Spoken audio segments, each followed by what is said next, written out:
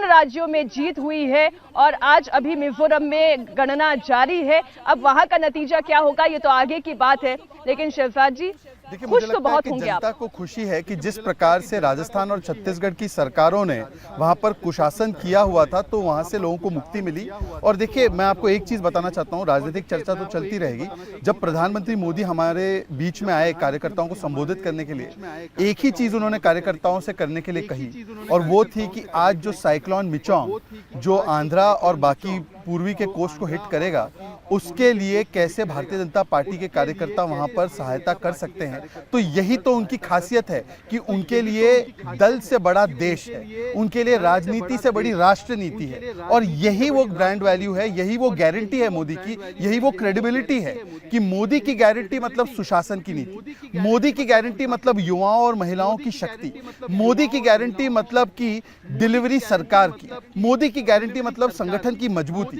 और दूसरी ओर तो राहुल की नौटंकी थी, ओबीसी का कार्ड खेला, अब ओबीसी कार्ड फेल हुआ, सनातन को गाली देना फेल हुआ, तो भारत को विभाजन करने वाली नॉर्थ साउथ पॉलिटिक्स शुरू कर दी। ये तो अच्छी बात है कि जो हमारे साथ खड़े हैं, कम से कम उनमें इतनी नैतिकता है कि उन्होंने कांग्रेस को आईना दिखाया। परंतु आज जब ये लोग चुनाव हारे हैं, तो उसमें भी कार्ति चिदम्बरम से लेकर इनके बाकी लोग अब कह रहे हैं कि देखिए, साउथ तो ठीक है, ये नॉर्थ वाले कुछ नहीं जानते। इसी तरीके का रवैया जब अमेठी से चुनाव हारे राहुल गांधी का था, इसी तरीके का रवैया प्रियंका वाड्रा का था जब चन्नी जी के साथ वो हंस रही थी।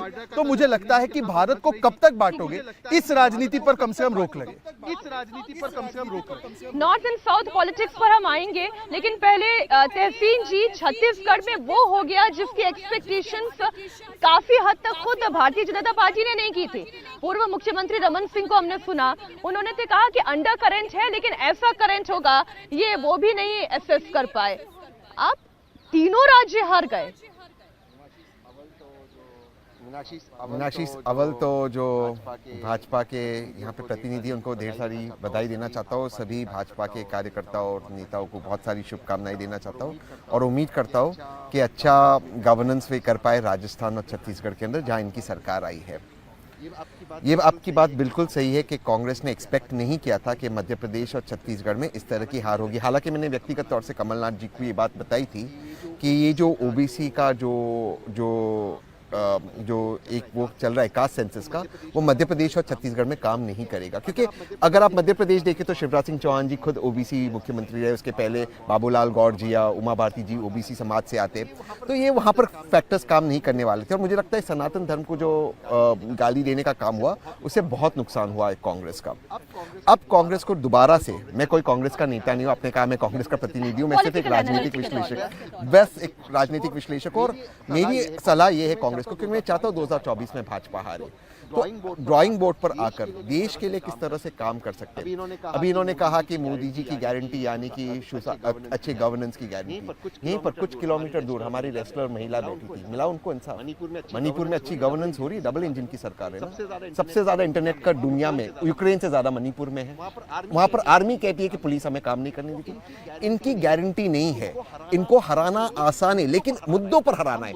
हम मुद्दों से भटक जाते हैं, हम यानी कि विपक्ष। हराने के लिए जो मुद्दे हैं, उन मुद्दों को सही तरीके से उठाकर पब्लिक के सामने रखा जाए, तो भाजपा को हराने में मुझे लगता है कोई दिक्कत नहीं होगी। पब्लिक भी साथ उठाए गए थे ना मुद्दे, गारंटीज की नहीं, गारंटीज की बात पर राजस्थान में गहलोत सरकार कोशिश करती रही। मध्य प्रदेश में कमलनाथ ने तो सनातन का मुद्दा भी पकड़ लिया।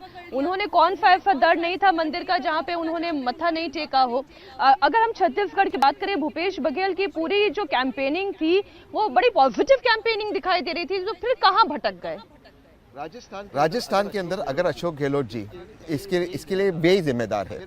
अगर वे कैंडिडेट चेंज करते, 30 और कैंडिडेट अलग नए कैंडिडेट देते, कांग्रेस की सरकार बन जाती।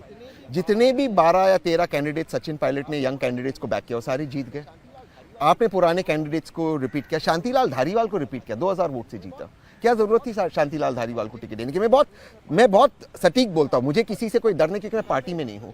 ये सारे, और अब कल मैं चैनल पे था, रेणुका चौधरी जी जिस तरह से एरोगेंस से बात करी, उनका क्या कंट्रीब्यूशन था तेलंगाना जिताने में। तो ये एरोगेंस जानी होगी कांग्रेस के नेतृत्व को। एक नई लीडरशिप आने की जरूरत है, एक नया लीडरशिप जो देश समझे, देश के लोगों को क्या चाहिए, और उस बात को देश के लोगों के सामने विनम्रता से रखे। और पर्सनल अटैक्स नहीं होने चाहिए, चाहे वो प्रधानमंत्री पे हो, चाहे किसी पर भी हो।